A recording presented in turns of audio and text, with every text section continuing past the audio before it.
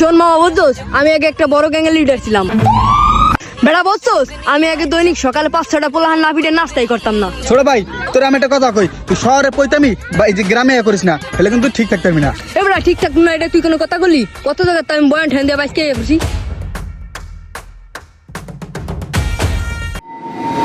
কি হয়েছে ঘাট দলিকে তুই? বড়াই ও কি নতুন ডে তোর লাগাইছে?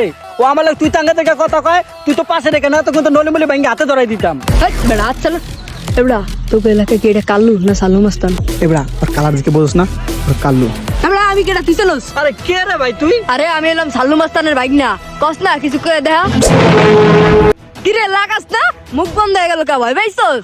ভাই আমি কি ভুল কিছু কইছি? সাকিব আর ভালো মতন কইস কাদার, ওই সাল্লু আমাকে 1 লাখ টাকা মাল নিয়ে তো টাকা দিল না, আর বাইক নিয়ে বান তারপর সাল্লুরে ফোন দে, এমনি আয় পড়বেন টাকা, বুঝছ না মামা? সোনার ডিম পাইছি। হালাল করে হালা আগে কইছিলাম, বেশি বালবাল তুমি করিস না। আমপো নিজে বাসলে বাপের নাম। কি করে